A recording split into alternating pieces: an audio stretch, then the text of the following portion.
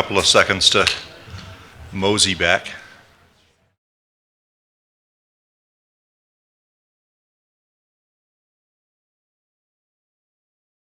All right, this last section, as it says in the program, these are conclusions for the day, and we want to talk about next steps. I introduced myself in the last segment. I'm Geoff Doyle with FishNet Security, and we do have kind of a mix here of people that have talked before and some people that haven't talked before, so I think I'm going to go just down the row and let you guys introduce yourselves if that works. There are no presentations in this segment. This segment is really for you to ask some questions, and even though there's a bunch of us up here, there's also some presenters in the room, so by all means, you know, if you're a presenter, if you have questions for a presenter that's out there, by all means ask those questions, but this is intended to be completely an interactive session, just Q&A. So anyway, Eric, you want to reintroduce yourself? Are you starting at this end? Yeah, why not? Right, so my name's Eric. You may know me from when I sat there half an hour ago. I don't really have anything to say other than everything I said for an hour and a half. I mean, I think that the wrap up here is everybody looks at this different, but there's got to be some commonality underneath all of it, right? And it's somewhere in the API-ish area. A friend of mine points out that EC2 is cool because you can get a host like that and it can do anything you want. But what's cool about it isn't that you can get a host, but that you have an API that you can get a host, right? You can make a system call to do what you used to have to at least go to a web page to get, or never mind, go down the Fry's and go buy a computer. And I think it's this opening the API and perhaps network as programmable fabric kind of thing that's ultimately going to be what we get. And everybody's going to do it different. Everybody's want to get a little bit different depth to, do I touch the ASIC, do I touch the FIB, do I touch the RIB? But ultimately I think network APIs might be where we end up settling with SDN, my take. Scott Snedden, still from Nuage. Recruiters call often, but I haven't changed jobs yet today. But yeah, I agree with Eric. I think we shouldn't spend too much time getting bogged down into the details of OpenFlow versus white box switch versus whose controller is better than the others, and really think about the abstractions and the interaction with the users of these things, and that's through maybe a common network API. I think that's a great way to approach it. So I'm still Geoff Mulligan.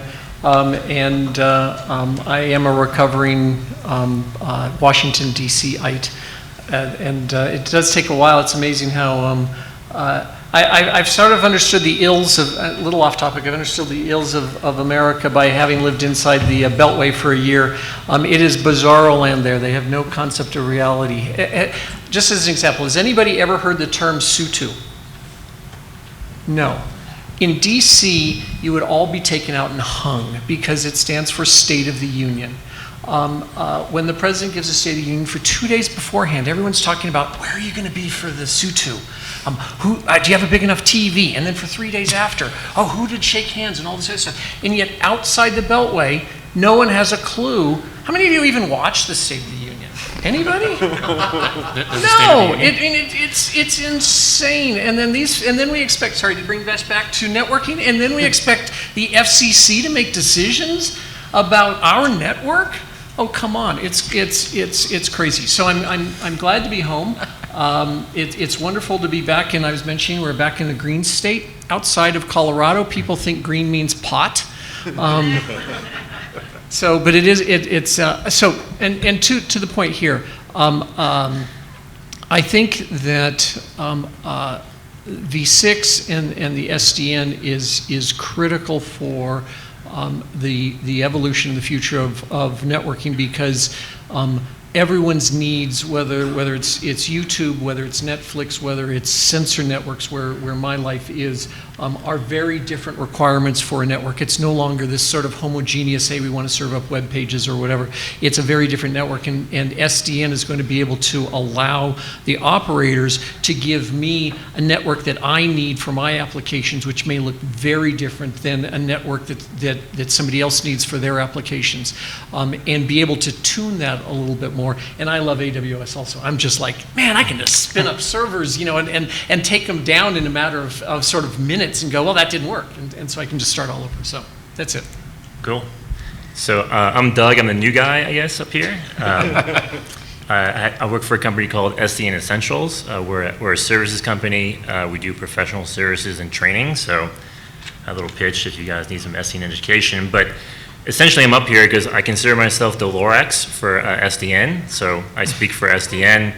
I think I'm probably the only person up here whose primary way we make payroll is by SDN services.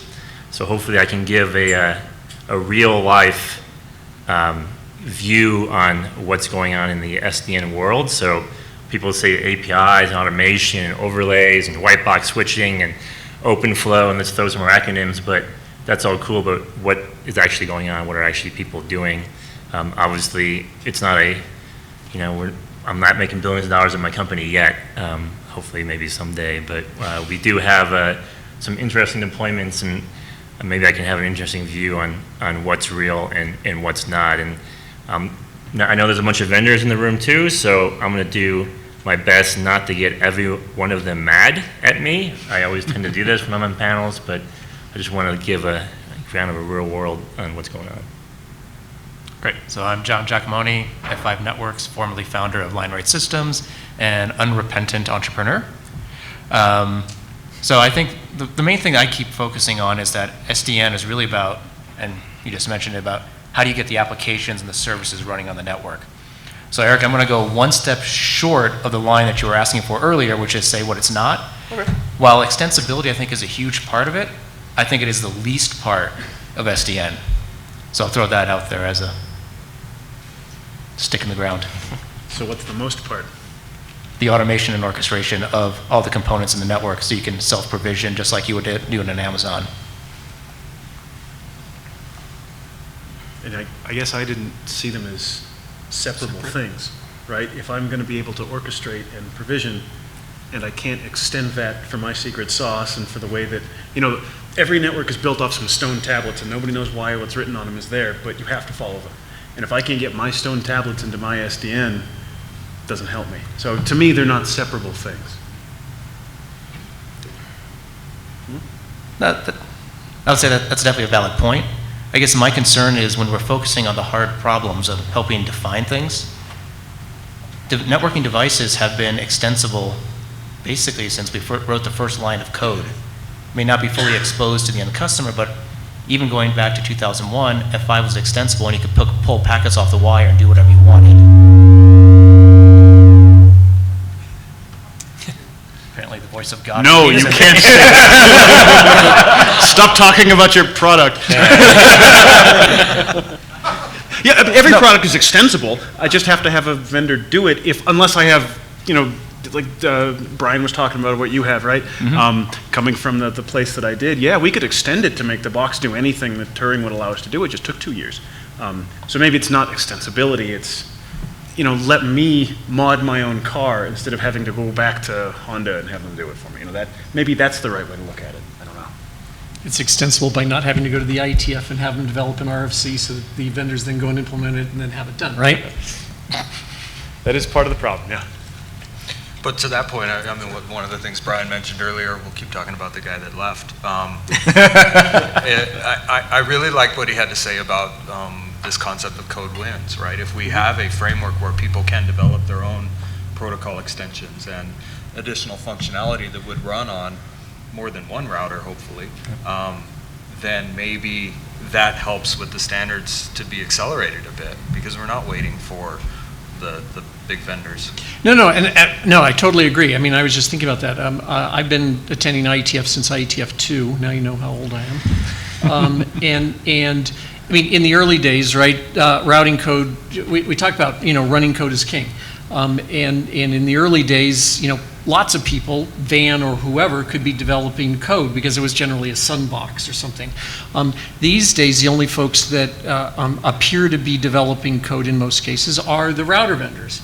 And I think that SDN opens that back up to allow lots of people to do experiments, try things out, see what does and doesn't work. And hopefully, in my view, because I like I like sort of where the internet came from. I would love to see the IETF get back to, we only deploy stuff, I mean, we only standardize things that actually have been experimented with, actually have been deployed in some way, and we do have some experience with it, as opposed to these days we tend to, sorry, I'm a little down on the IETF these days.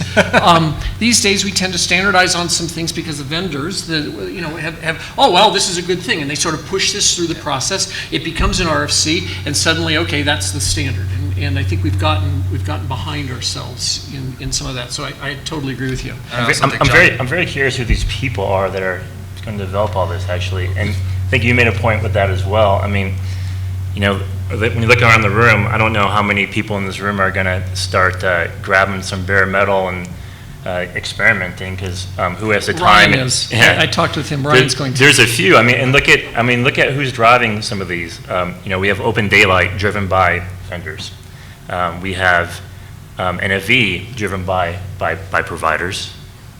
You know, so I think in order for this to work, and this is actually, I mean, not to plug what I'm doing with my customers, but you know, we talked about different jobs and how the network engineer face is changing. So I personally think if we know for this to work, we have to start tackling the huge network engineering base out there and get them on board to start changing their job description a little bit and have them stop becoming configuration engineers and become network engineers again. Go ahead. I want to make a perhaps offensive demographic point. Back in the early days, when it was MPLS versus ATM, I was at a customer meeting, and you could tell who the ATM guys were because they were the guys in suits and they sat on this side, and the IP people sat on this side and they had long hair and ponytails and ripped jeans. And I look around the room and the median age is not 23, and there's very few ripped jeans here. I think you want to talk about experiments, it's going to be those people. I think perhaps it is our job as network people to give them the ability to do that. That means giving them jobs, right? And Google will be better at that than I am because we're not that kind of shop. But in general, you know, maybe that's our job, is to provide the infrastructure for, you know, reformed script kiddies to do cool stuff that we haven't figured out yet. But I mean, right, folks like, I mean, when Van was doing a lot of his stuff, he wasn't doing it at Cisco, or I mean, he was doing it at Berkeley, right? And so I think who's going to do it? I think it's going to be a lot of folks at universities, if we give them the opportunity and the ability to, you know, whether it's Stanford or someplace else, the ability to do that. But also when you say, well, it's still vendors. No, it's a different set of vendors. It's not just the router vendors. It's Comcast. It's the people who have a need to deliver a service who are now doing more experiments with things and pushing the envelope of saying, let's just try this and see what happens. And they have a very strong incentive to get something that works, because suddenly they lose 1 million customers. Not a good thing for their bottom line. So I just think, and I think the internet was an experiment, and I think, you know, SDN gives us the opportunity to do some experiments in that same space. Now it sort of does scare me a little bit about what about nefarious code that can make its way in and do things that, you know, secondary effects that you don't, and I think we need to deal with that, but that wouldn't slow us down from getting some of this stuff deployed and making more things available and being able to do more routing experiments. No, I think that's a very important point, is that for people doing the experiments have to have a reason to move it forward. Back in the day, in the Berkeley Stanford days, they were doing it because they needed to get connected to the internet, and that was the service they were doing. Now that the world has matured significantly, we have high-value services running on the networks, the concerns of the type of connectivity they were hacking on back then are very different from the ones today. So yes, I think we need to find a way to encourage level 3s to have their ripped gene hackers coding away, but also the VIA West and the other folks who are building orchestration systems for end consumers, the Amazons. They're the ones who are really going to paint the way for what products need to look like. But didn't SDN really originate exactly the way you say? I mean, you know, the early joke was SDN, you know, stood for Stanford Design Networks. It came out of university environments of people saying we want to code, we want to, you know, we want to create our own routing algorithms and all of that, and we can't really interoperate with vendor products enough to be able to do what we want to do. But then, don't you see this as kind of a natural progression of okay, we've got that early academic route, but that has to go into standards bodies. It has to have vendor support because, whether it's existing standards bodies like IETF or whether it's specially created standards bodies like ONF, but you also have to have that vendor participation to really get it into large user networks. So Geoff, I'm going to make a comment here, which probably will get me in trouble, but as a cynic recovering academic who never actually finished his PhD, stopped 2 months short, thank you very much, I think there's a fundamental problem of incentives. So when it came out of Stanford, they were definitely working on a key valuable set of problems, but it was driven by the academic literature and what the funding agency was saying, go play with the routing. As we move it out into the world, it's a much more complex world than that narrow focus. Yeah. So we need to take the idea, but move it well beyond where it started. Yeah, to move it forward, you got to have a business case. Yes. What is a business case? Making money. Or saving money. Yeah. Right? I think, well, yeah, sure, but I guess we can talk about that piece. Whenever you see SDN, you say, oh, you're going to save so much in CapEx and OpEx, and you see that in every product since like 1975, right? So we can argue those merits. For what we've been working on for our clients, it's mostly about making money, right? So it's like, okay, we're now competing with, like, maybe we're a tier 3 ISP, and now we're competing with AT&T and Verizon. So we need a way to, create some service that competes with them that's either better, faster, or new for them. So I think some of those are old services that they just weren't able to do before, maybe because they didn't have enough money. Some of them are new things that are kind of being created off of the think tank. So I think that kind of answers your question a bit. But Let me throw another piece at that might help. So one of the things I was chartered to do was go figure out the SDN and NFV story, because if we didn't have one, we were going to look bad. This is just the same point I made with MPLS, right? You have to have a story because you need a story. So I get on the phone with some big customers, and they said, what's your story? I said, well, SDN and NFV are these giant building blocks, and we have plans to get our hands on the building blocks. What do you want me to build you? And they went, crap. And that was the end of the phone call. So maybe it's just the business case is simply being ready for someone who knows what they need more than I do to tell me what they need, right? Yeah. Instead of handing them a finished product and trying to sell it to them because it's what I have, I hand them, whether it's APIs or whether it's something else, and say, go figure out what you can do with this, right? Here's small Legos, right? It's not front half of a boat, back half of a boat, click, you're done. It's a bag of things. Maybe that's the most business case we have. yeah, I mean, well, It's shaky, yeah. But so is MPLS, and it seems to have stuck. But I mean, it's a good point, though. I mean, network engineers today, most of them I know and have worked with, you design your network based on some box or series of boxes you have, and whatever features are in that box drives what services you have. This is like a humongous paradigm shift that's going on in the industry where well, let's think about the other way. Like, let's think about, I would really love to, I don't know, do something basic like, I'd really like to have per user bandwidth with a firewall spin up and some load balancing in there. I can't do it on my Juniper and Cisco or whomever, but okay, that's what I want. Now how can I actually build it? And I think that's the business cases you have to build with SDN. It's sort of, I think, a term that you guys are. I mean, there is a business case if somebody pays for it, right? Otherwise, it's not.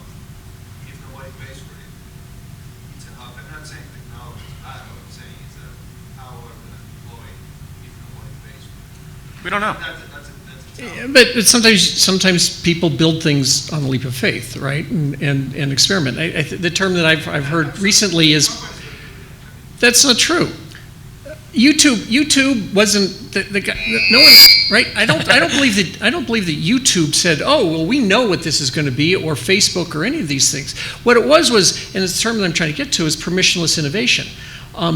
You can create innovation inside, say, the routing infrastructure or across the internet without necessarily having to get permission from Cisco or Juniper or somebody else.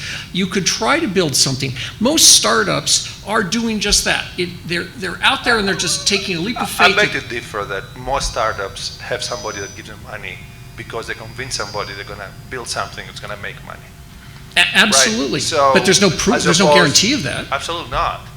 But all I'm saying is that without that, it's a big hurdle, right?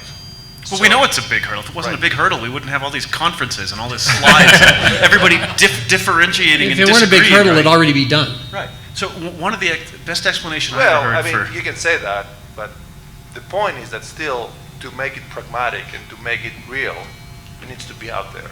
And for it to be out there, technology, it needs to show that either saves cost, saves money, or makes money. It's that simple. Right, No but argument there. SDN isn't a product.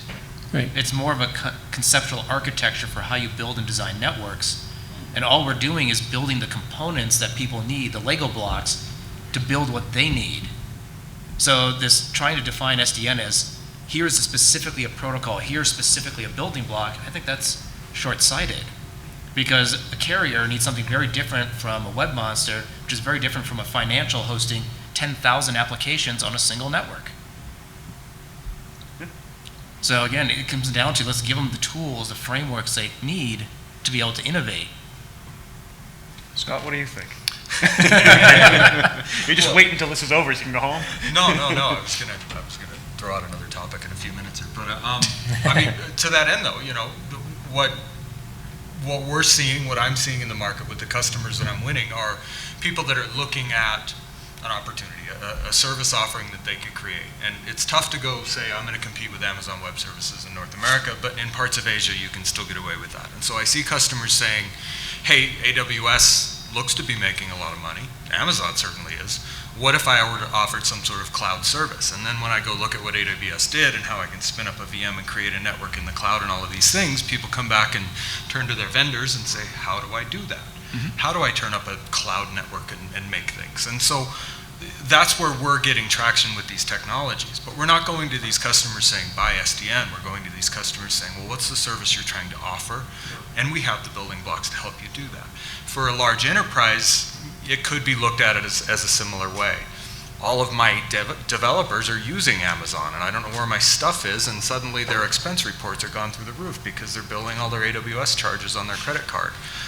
How do I rein that in and try to build something that's AWS-like? And so I think you can start to look at innovative services and startup-like things and think, how do I bring some of that in-house for my internal consumers?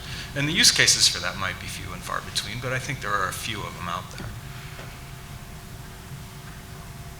And it's not a, I'm going to push OpenFlow on you. It's a, what do you need to build? What do you want me to build for you? And then let's figure out how to build that.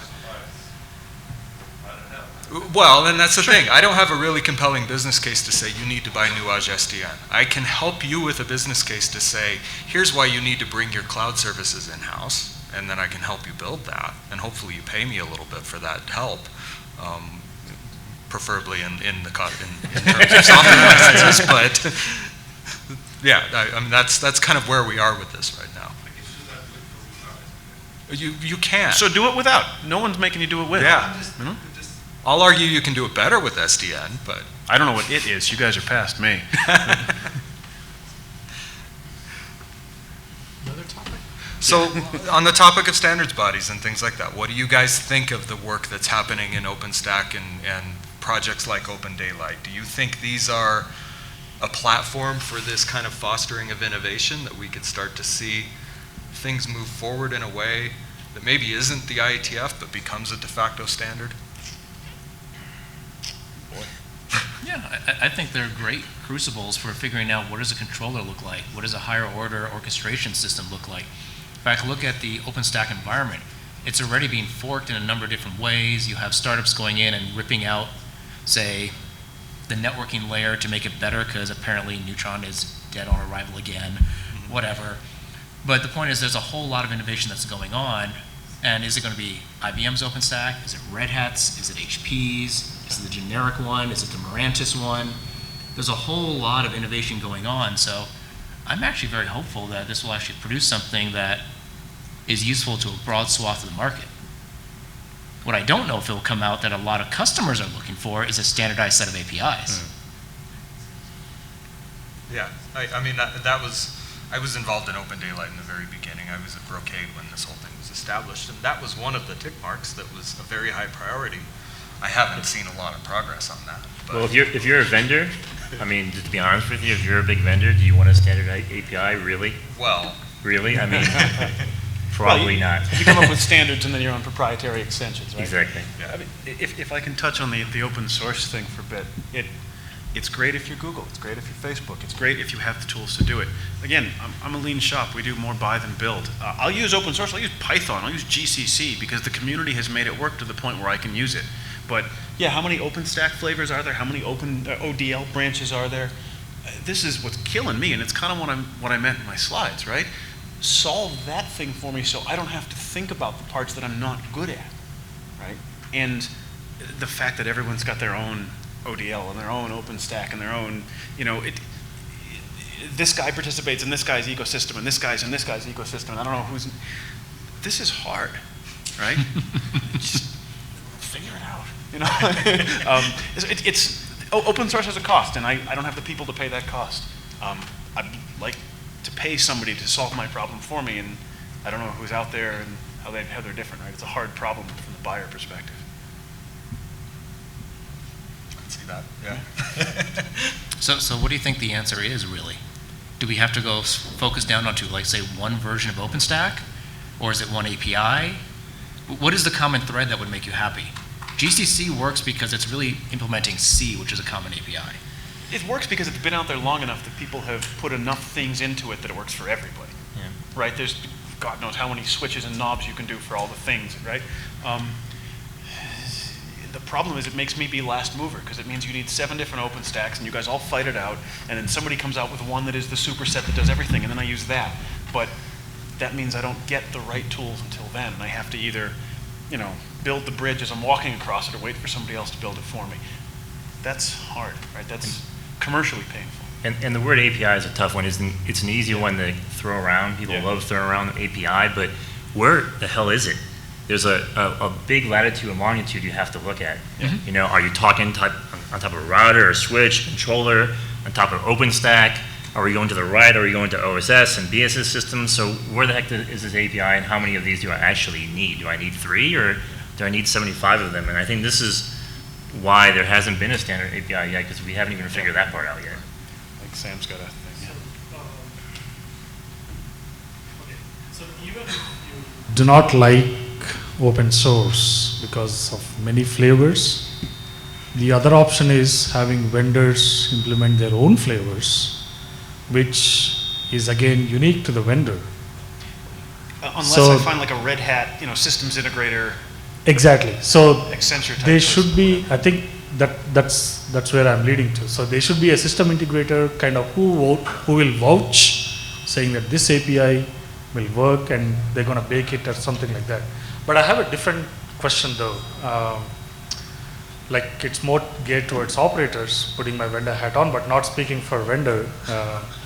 Let's take you have, as a vendor, I provide you with all the API and what all the bells and whistles that you could operate on. Yep. Now, have you considered who is going to vouch for your network stability? Stability? Yes, for example, the device. Let's take, as an operator, you want to program the device, Yep. right? Who is going to vouch for your stability of the device? So those are some things, as an operator, have you considered as a hindering block for your SDN implementation in the network? Stability, so the device performing as required is an Right. issue So for whether it's example, SDN or not. let's take MPLS. Okay, that's Okay. easy to talk. Okay. I'm familiar with it, yeah. So if there is a problem in the control plane of MPLS, Yeah. right? All you do is, maybe in the case of Cisco, you call it TAC, and they're going to fix for you. If there is a cap case, there is some financial agreement. But now we provide the API. Who is going to own that responsibility? If I buy a piece of gear, I expect it to do what it's supposed to do, right? And in theory, again, API is a fuzzy word, but if you've got a well-defined return value and a small functional thing, maybe it makes it easier. But ultimately, to my customers, I'm responsible for stability. So it's my job to get the right ecosystem-y stuff and make it do what it's supposed to do and make it do it well. right? It's my job to build the network.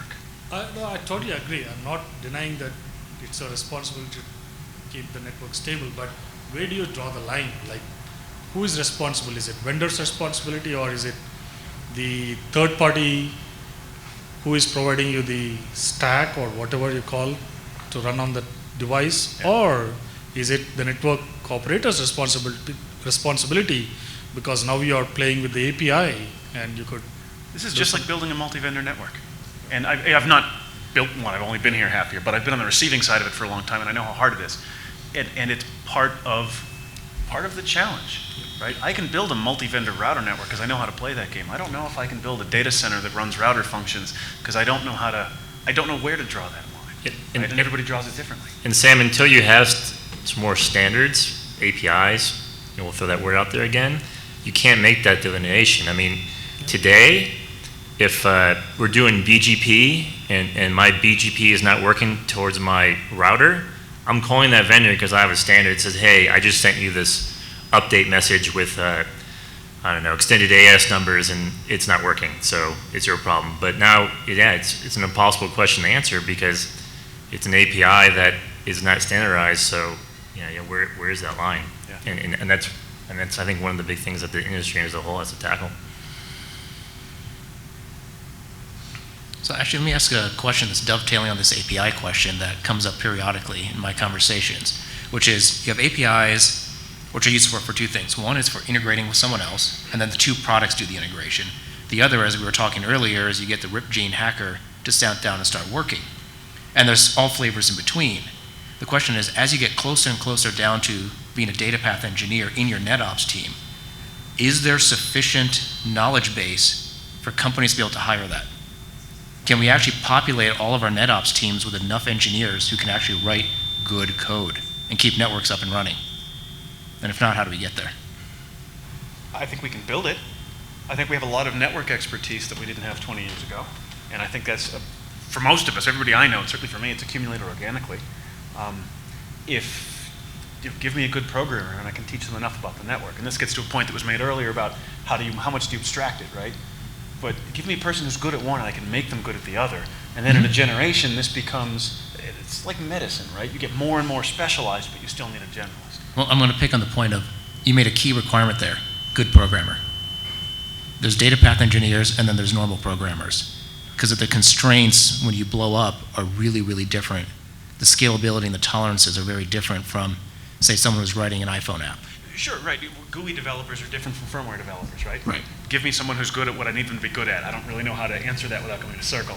But there's two pieces. Give me someone who's good at one piece, and I can build the other piece with them if we decide it's worth the investment. It's like anything else, right? It sort of is, but having just built an infrastructure company, we've been building infrastructure companies for a long time, and the common complaint is, I can't find good engineers to build this stuff.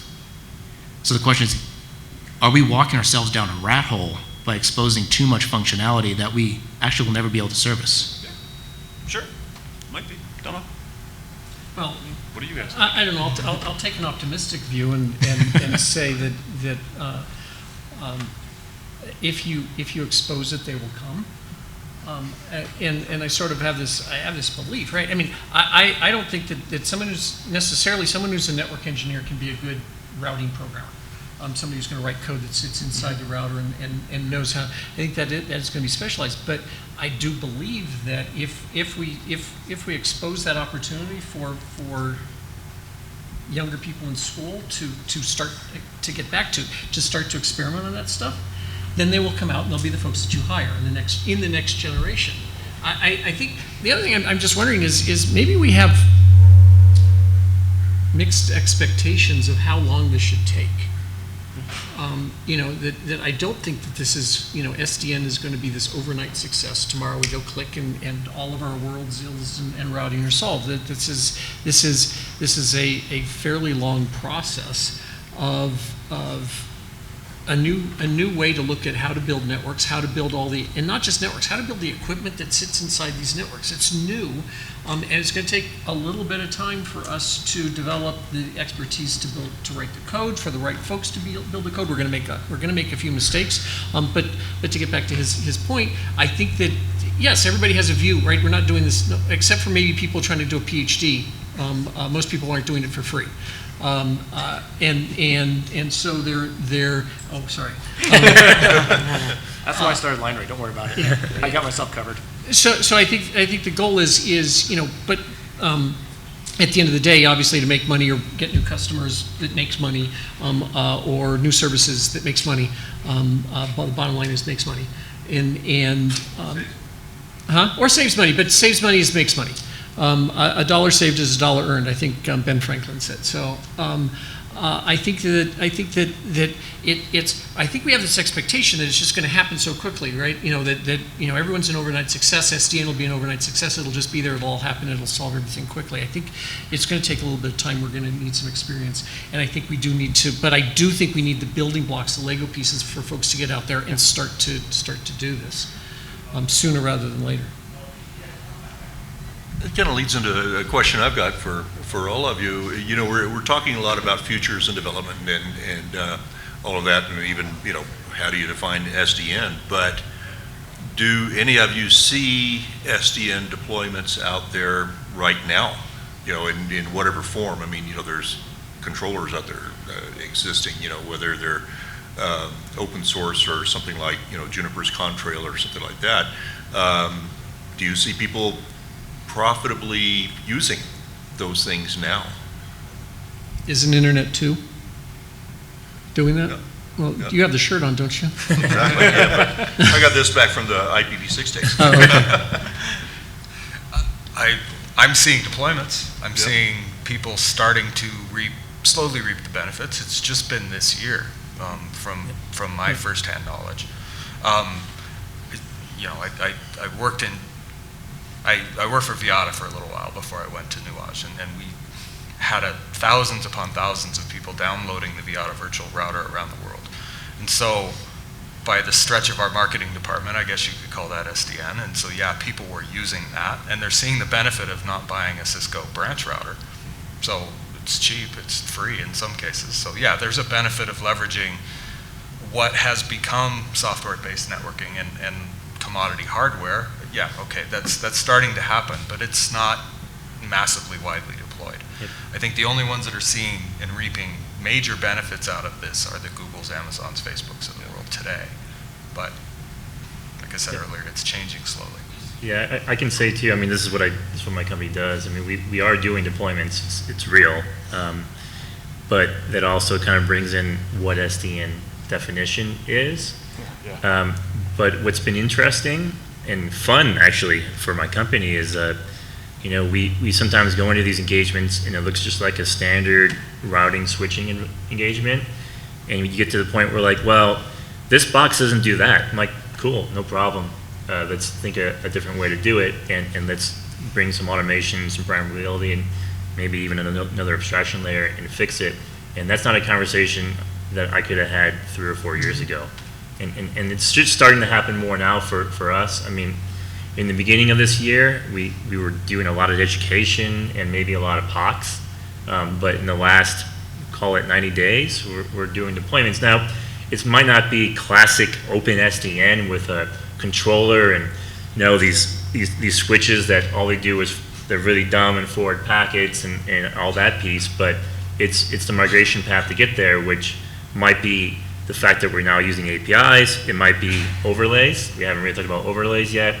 I have my opinion on where those reside. But those are happening, and those are a path to get to probably the point we want to get to. And to your point, I mean, it's going to take a few years for us to probably move in that direction.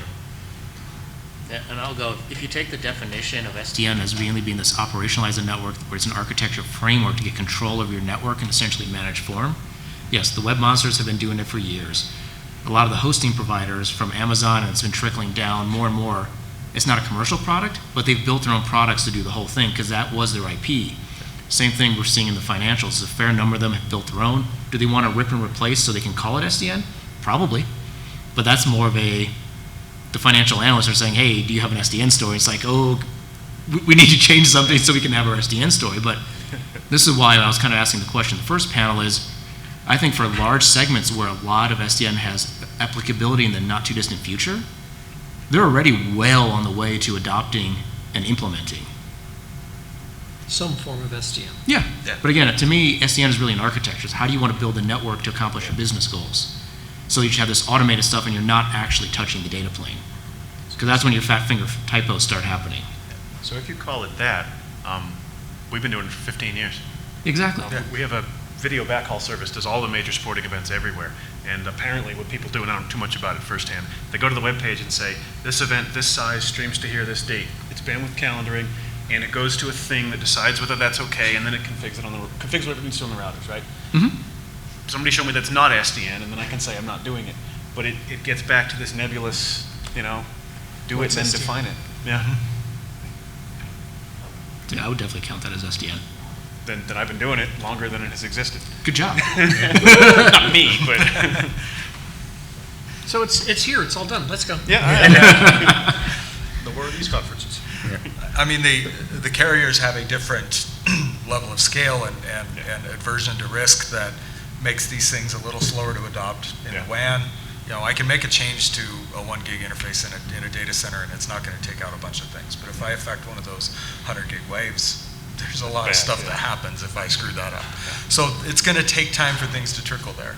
There is a massive segment of enterprise that listens to the gospel of Gartner and only listens to the gospel of Gartner. It's going to take time for them to come around too, because we're going to need really, really well packaged, supported services and solutions that they can point at their vendor and say, you have to go deploy that for me. But for those in between, that's where we're seeing innovation. So Doug, you brought up, you kind of touched on this.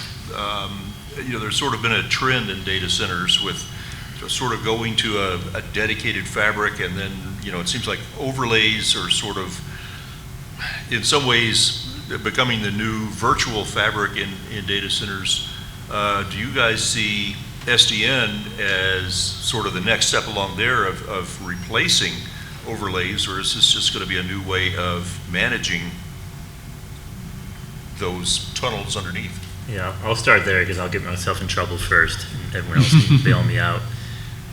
So we have many projects where we work with overlays, and they work. They do. I haven't particularly done any nuage or anything, but it works. But for me, I consider it a stepping stone to an end goal. I mean, I think we have to learn a little bit from our mistakes in networking. I think we've learned a little bit about overlays in the past 25 years. What we've learned is we always replace them at one point. And when you look at what overlays are doing now, from the networking space, it's providing connectivity to solve some problem that my network is not solving for me, right? So, let's talk about multi-tenancy and trying to have a single layer 2 domain, right? All those pieces, it's not really solving some of my underlying problems I have with the network piece of it. It's just kind of putting a Band-Aid on it. I think personally it's a very, very important step in the process, but I think it does have an end. So I apologize for all the overlay vendors out there, but that's my opinion. Let me just say, as an overlay vendor, that I agree with you. I will not deny that. Grappling something into an IP tunnel and sending it across 20 or 30 switch hops is not probably the most optimal way to do things. Does it work? Yeah. Will it work for a really long time in some cases? Probably. But there's a lot of stuff out there that can't de-encapsulate that endpoint. You need a way to do that. Yep. There are a lot of things that have to happen underneath that IP tunnel consistently and reliably for that IP tunnel to even exist. And if I don't have a way to correlate and troubleshoot those things, I'm just creating more problems than I'm solving. So yeah, I totally agree. It's an interim step, and it's probably a permanent step for some use cases, but it's not the end goal. And I think we want to figure out other ways of encapsulating, other ways of actually doing hop-by-hop management of network resources. But it's helping us gain adoption of some new operational models that hopefully help drive some of that other innovation down the road. Definitely. I'm going to go the other way, because what the hell? It's late. Yeah, so we talk about abstraction layers. We talk about, I'll take care of your thing, you just take care of your thing.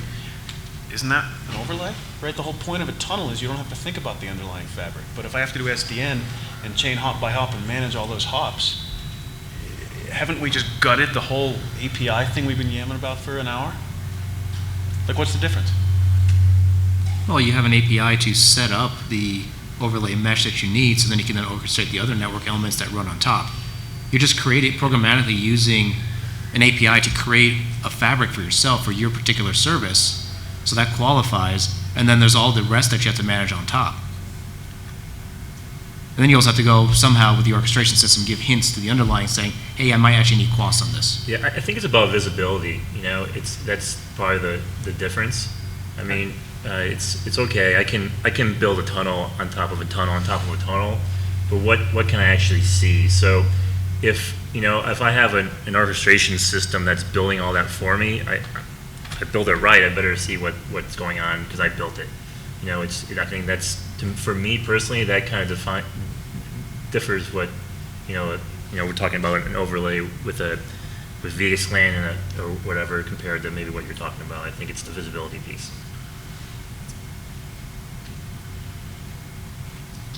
Salvi, a quick question. And this is more long-term, the future of the internet. We use today IP addresses in DNS. Do we think that's going to disappear, let's say in 5, 10, 20 years from now, and so it's going to be, SDN is going to be we were just not going to need IP addresses in DNS. Is that something that you've considered? There's some books out there on that. 20 years? We're having a I'd hard say time 10 getting years, to yeah. 2, dude. I mean, look back where we were 10 years ago and think if you could have predicted now. I don't know. Yes or no. I don't know. Pick your favorite. I mean, I think, like Van's work on data-directed network, or Xerox has some work on content-directed networking. I think, yeah, I'll be long gone. Yes, we will not have IP addresses 20 years from now. Yeah. Okay, and hold me to that. But you still need some kind of naming scheme. Something. Right, but I'm really enamored with this idea of content-directed networking, where it's not to a machine, it's to the content, it's to the data that I need to get to, wherever that happens to be amorphously across some internet cloud or something. And I think that we will see the future internet, not IPv8 or whatever, because we skip odd numbers, right? So I think, if we talk about the long-term future of the network, I think it would be kind of interesting to think about how software-defined networking we're routing about data, not routing about IP addresses, and that'll be sort of an interesting. Again, I think we need, if we talk about this, we need the architecture for that type of experimentation for us to try it out and see whether it makes sense and see whether it's going to work and see how those things work. And so SDN might allow us to evolve to that. Yeah, you have to think about why we have IP addresses today anyway. I mean, why do we have an IP address? Why not just MAC addresses, right? I mean, I think the kind of looking at history, it was a decision of scale, aggregation. Although arguably, right, there's more MAC addresses available than there are IP addresses. There are now. But back in the day, you couldn't store that much in your little memory of your router or your switch. So there always has to be some way to identify, obviously, the flow you have, but it doesn't have to be an IP address. Probably not. It could be something called foo. No, it's just a universal label for something. Yep. MAC addresses are generally tied to the machine, so if you move them, that actually has implications. IP addresses, yeah, you can inject a CIDR block route and move the whole thing, but it's a very different scale from moving the prefixes for a MAC address. So it's just a layer of abstraction that gives a name to something. And then he goes through a proxy, and suddenly you're actually dealing with 10,000 machines, 100,000 more if you're Google, all coming off like a handful of IP addresses. It's just a label for naming things. Right, but I think the point, DNS is a much more extensible label for naming things, right? It's relatively infinite. I mean, V6 is basically infinite, and but DNS is even more. And so you'd have to ask Vint why they actually gave it, why they picked, that as opposed to MAC addresses or whatever. But I just think the idea of saying I just want to get to some, I mean, at the end of the day, we want to get to a piece of data. I don't want to get to a server. I don't really give a hoot whether that what the IP address is, or frankly, I don't even really care what the domain name is of that server. I just want this piece of data. I want a YouTube video, and wherever that happens to reside, I think that'll be sort of an interesting thing because it could reside in lots of pieces in lots of different spaces. But again, 20 years from now, We're not going to have it's not going to be called SDN either. yeah, Right? right. It'll be something new. You have a whole different conference. We got to stay in business, What we will have is conferences. Yes. There will always be opportunity to take 20 part in years from now, there will conferences. still be conferences. Yes, it's a service provider question, so Eric, I guess it's you. Yeah, I guess. As you guys look at NFV and you decide which of the functions you're going to virtualize. Which of the functions you're going to virtualize? You have SLAs you have to maintain. Yeah. What about the availability aspect and which boxes need what level of availability? Is that being looked at? Or, well, let me ask, is that going to be a problem? Has anyone? Yeah. Of course it's important. Have I looked a at problem. Do you see Yes, it it's as a big problem? Is it a problem? Well, so this gets to the data center heritage of a lot of this stuff, and it was a point I tried to make in my slides. Hadoop cluster, you get a hard drive go bad, you rip the hard drive out, you throw it in the shredder, you walk away, and you just kind of redo that bit of the job. If it's a firewall and that goes bad, that's you either fail open or fail close, and either way you failed. So we have to look at, clustering may be more important if we run this on commodity hardware, which may be an argument to do a variant on what Comcast is pitching. Give me enterprise-grade hardware so that I don't have failures all the time. I'm very much a walk before you can run guy, and as we move from slideware to kicking the tires in the lab, I'm not looking at life cycle management. I'm not looking at availability. I'm looking at, does it ping? Can I put a firewall on a packet path? Does it work at all? If it works at all, then we can start talking about the bars you need to get into the network. But of course, reliability matters. I can't make things worse just because I've made them different. They have to be different, and they have to be some way better, either for me or my customers. From our perspective, if you can, firewall's a bad example, but like a DPI type device, right? You see something weird going on in your LAN, you don't know what it is, it's coming from the internet. If you want to turn on a DPI box for a week, and you want to pay $2 a minute and run the thing and see what your traffic is, I'd like to sell that to you, right? So that's better for me, it's better for you, but the thing can't have, 2 nines of reliability. So yeah, ultimately that's important, but I want to stand it up and see if it works at all. And then we can talk about, carrier grade, whatever that means. Does that answer your question?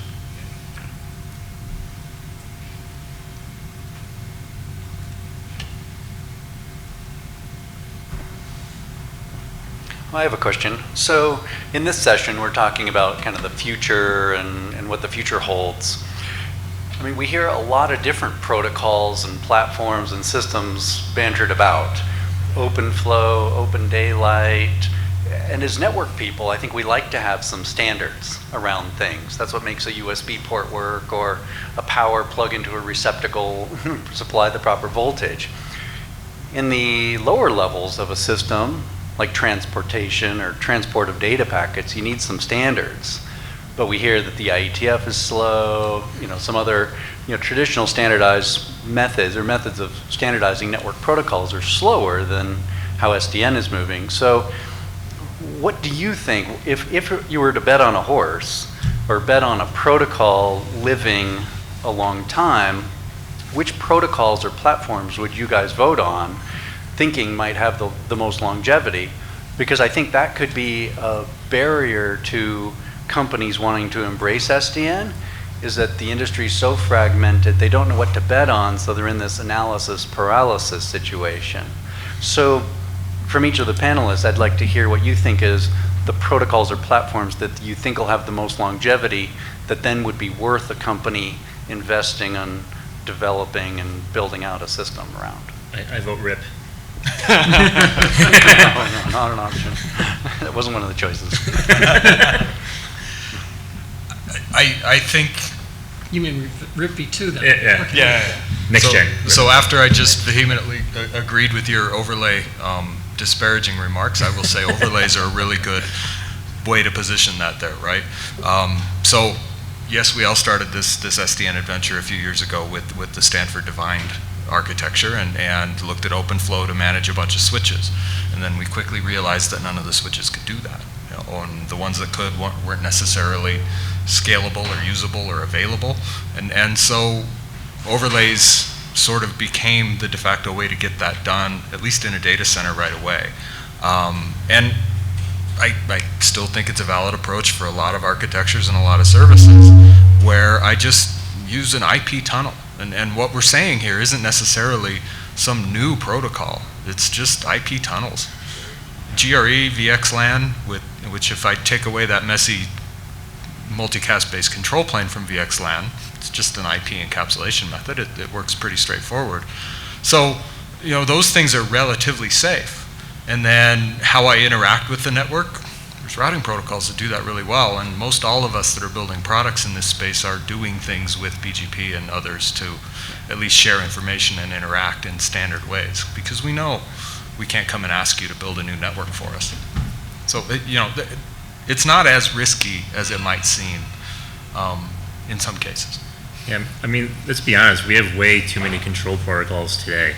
I mean, when we're talking about this SDN idea, at the end of the day, we need a way to program the forwarding table, or it might be multiple forwarding tables, but we need some way to push information down. I mean, look at a router. So take my router, gotta go configure OSPF, BGP, I'm running MPLS, so I have RGP, but also LDP because I'm doing some tunneling with some layer 3 VPNs, and I have all my different interfaces, so I'm running LACP, and the list goes on. And at the end of the day, most of those protocols are just trying to populate a forwarding table. So, I think your question has to do about, is OpFlex going to stay around? Is OpenFlow going to stay around? Like what, this TTP idea over there at the ONF, like what's all going to happen? I mean, I think it's clear that OpenFlow has some use cases. I don't think it's going to disappear, but it's definitely not the solution for a lot of problems people thought it was before. I'm not personally seeing a lot of OpenFlow deployments. We have a few, but 10% maybe are the stuff we do. OutFlex is a new one, so I can't really comment on that. I don't work for Cisco, but I think we're going to see new stuff that we don't even know about. I had to take a stab because you wanted everybody to stab, so I'm going to stab your question. You give me BGP, IP, and MPLS, and I can do anything, right? And then there are several ways to control MPLS. Maybe I don't need them all, right? There's the LDP, there's RSVP, there's BGP flavors, there's SR, there's whatever will come up next, right? There's OpenFlow to program labels, perhaps. I don't need them all, but give me MPLS for some kind of overlay, tunnely thing. Give me IP for endpoint identification, and give me BGP for policy. BGP is a political protocol, right? You can't do that with people try to do it with OSPF, and it always breaks. Give me those three, and I can do anything. Maybe that's what. And RIP. Yeah, all right, you can have RIP. We'll do it inside. We'll do a RIP overlay inside BGP. We'll RIP SAFI or something. But give me those three. Give me those three, and clean slate, nice control architecture for it. Maybe I don't need anything else. Not at the routing forwarding. Yeah, you're going to need MAC stuff and physical stuff and laser stuff, but that's you can't change that. It's interesting. I hear a lot of things about that OpenFlow is sort of losing traction and losing interest and doesn't scale and so forth. And yet, you look at ONF and the number of they're close to 150 prominent members of ONF right now. For various self-interest reasons, but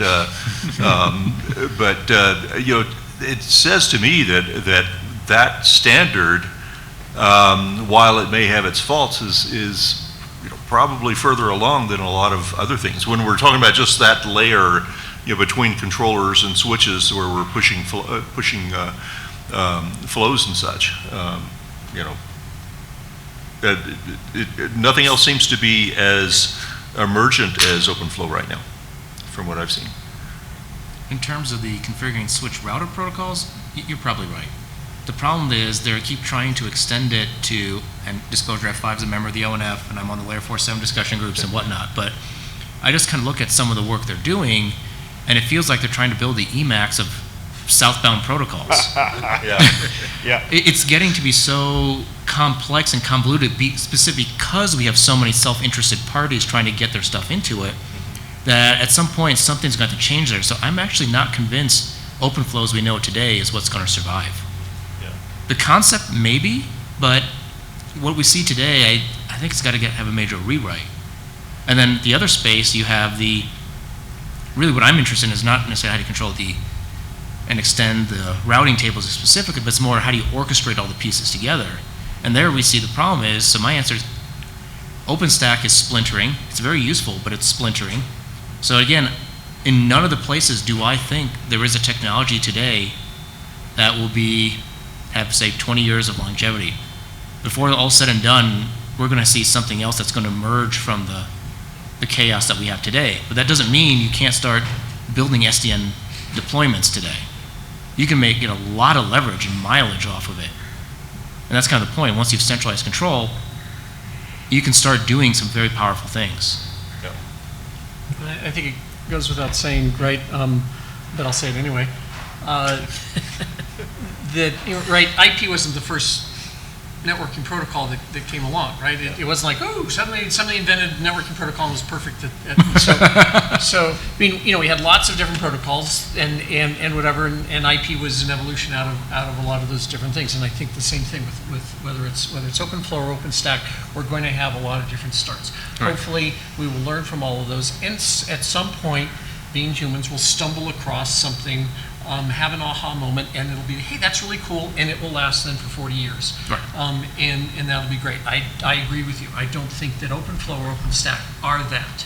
I think it will be something that looks maybe very different, but is going to have some underpinnings of what we've accomplished so far. And I just don't think we're there yet. I think it's still a greenfield. We're still learning how to build all this. I would really love to see this concept of there are sort of forwarding boxes that, as you were saying, I could assemble those in ways that are necessary for my network, and it's not just about how do I change the forwarding engine in something. It's about how do I actually change the characteristics of this thing that's out there, and it needs to be something different because suddenly I'm driving a bunch of video through it, or suddenly it's just a bunch of sensors at the other end. That's a very different box at those things, and I would love to find a way that we get to a design where that can all sort of morph as necessary. Yeah, it's the policy piece of it. Right. So obviously, Yang, if someone wants to do a little research on that one, it's a very talked about modeling piece. But I think you mentioned that it doesn't solve like, okay, great, it's kind of like SMP. I have this thing, this structure, but like, how does it work? Is there a wire protocol? Like, how do I get policy from box A to box B and box C? And that hasn't happened yet. I mean, the protocol doesn't exist yet. I mean, there's several of them that work at Conf if you can extend that one, but we don't know. I don't know. Well, I think there's a deeper problem with things like that, which is you express a policy, great. How do you map the semantics down to the data plane? Right. Right. That's where all the magic and all the complexity really is. Sam? Put a disclaimer first. Was it one with OpenFlow? You're going to tell me how you did that. The reason why I say that is... it's a good idea. OpenFlow is a protocol, right? So the SDN or the initiatives like Geoff was mentioning by the ONF are pretty much surrounded around the OpenFlow protocol as such, right? So if you consider OpenFlow as a replacement for, let's take IP, yeah, that's a long shot, right? But the momentum, I think the way I see it is not just a protocol. If you put the protocol aspect aside, the way how you want to solve the things, I think there is a good momentum at ONF for sure, right? And if you take IETF, for example, it's standardization, right? So I think there is definitely more traction there, but coming to the OpenFlow as such, if you want to, you have a solution and which is called OpenFlow protocol, and you want to build solutions around that, I think we are doing the inverse. Like, don't find problem just because you have the protocol. So I think that's where I think the problem is. Yeah. Cool.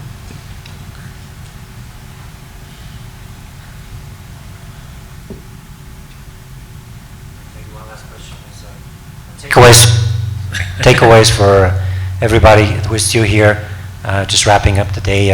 Any recommendations for us or takeaways again from each of you? Thank you. I'll start. Why not? Educate yourself. I'm big on education, so I think a lot of, change is hard. No one really wants to change, and change is really scary if you don't really understand what's causing that change either. So I think, we talked a lot about, different organizations. There's a ton of them even in the open source world, but, get involved and educate yourself. Because I think you'll find that if you wait around for someone to tell you the answer of SDN, you're going to be waiting around for a long time. Yep. So, it's also a huge spectrum, so you can't tackle all at once. Pick the thing that interests you the most and educate yourself on that. I would agree. I would say start with what is your fundamental business problem that's not being solved today. Look at the marketplace and choose the tools that solve the problem, and then just go do it. And tell all the investors and analysts, whatnot, that you're doing SDN, because you are. But realize that it's really, at the end of the day, it's about solving your business problems with whatever tools you can get your hand on, because if you wait 10 years, you won't be in business to care. So actually to combine your two, and that is, focus on whatever the, it's not about the technology, right? And it's about solving someone's problem, or whatever. And I would just say it this way, is define SDN however you want and do it. As you did, you've already done it. You've been doing it for however many years. And because frankly, SDN is going to be, it's eight blind men in a room with their hand on an elephant, right? It's something different. Everyone's describing something different. And frankly, it doesn't matter. Whatever your piece is, wherever, if it's you're defining the API, if it's defining how to do forwarding structures, how to manage forwarding structures, how to do something, it's all SDN today. And it doesn't matter. So just go out and do it and claim you're doing it and get a boatload of money for going out and doing it and solve someone's problem. I don't try to say what is, I need to do the SDN. There is no the SDN. It is some aspect of this huge thing called SDN. If you're a network engineer and you're a hands-on kind of person, go play. And it's easier now than it ever was. In the old days, you used to have to go buy a bunch of used Cisco routers on eBay and set up your CCIE lab. Now you can download VirtualBox or VMware Fusion or something on your laptop and get the latest build of Open Daylight, or stand up a little small OpenStack distribution in a VM and play with it and see how it behaves and see what it looks like and see what it does. I don't work for Viata anymore, but they still have an open source free router with a really nice CLI on it. You can set up and start doing some interesting routing things and play with the API and think about how you might script routing topology changes and script configuration models. And then once you kind of understand those methods, and go take a Python course or something if you're not a programmer, because you can do that for free too. And then just try it out. And then you can start to translate that to your Cisco CLI or your Juniper NetConf interface or whatever it is you're using. But just go play with some of these things because it's easier than ever. And I would say, even beyond educating yourself, participate. That's the great thing about open forums, and open protocols is you can contribute. Whether that's ONF or IETF or whatever, but take your problems to them, and make sure that your problems are the problems being solved, or at least being included in problems being addressed. I want to add something right to that real quick, just a specific thing. Conference passes, so the OpenStack Summits are a blast. They're a really interesting conference. There's a lot of interesting people there and exciting topics, and the parties are good and it's a good time. And the next one's in frickin' Paris, okay? So, you know, you can't complain. If you're a contributor to OpenStack, you get a free pass. You don't have to buy the conference pass. And you don't have to write code to be a contributor. You can be a documentation reviewer and go in and find 5 or 6 spelling errors. Or if you speak a foreign language, help with the translation effort. And that's a couple hours of your time out of the week, and you can earn yourself a free pass to the conference. So, and then just one marketing pitch for IPSO. If you want to make some money, IPSO, we've announced our next challenge. The only bar is you build something that has something to do with IP and is innovative, and you can win 10 grand. We gave away 10 grand to a company that built a IP-enabled urinalysis cup. It was amazing. So you actually pee. It was actually the P on IP, So check out the IPSO challenge, and that's all I was saying. You can win 10 grand. Throw my 2 cents at Ogie here. I'm going to take it a little different direction and not talk about the business, but talk about the people. Russ made a really good point this morning about the half-life of skills and how it's getting smaller. And I think there's a lesson to be heard from that and drawing an analogy to medicine somehow, right? Back in the day, before you had a doctor, you had a barber that yanked your teeth, but then you had a doctor, and then you had specialists, and now you've got subspecialists, and branches and branches and branches and branches, right? That's the way this stuff is going to go. And I don't ever want to be the guy, like the last COBOL guy standing, or the Betamax guy, or the 8-track guy, right? And I go back to my point about ripped jeans and median age of the room. You got to keep moving. You can't get complacent. You can't sit back. Your half-life is 18 months, and you got to subspecialize and subspecialize. Find 2 things you're good at, a job that involves both. People will pay you for it, and you'll like it. I don't know. It's worked for me. It's worked for people I've told it to. It may not work next week. I don't know. It's the best I got. Thank you all. Thank all of you for coming. And for lasting till the end. Yeah, I know. Yeah, we're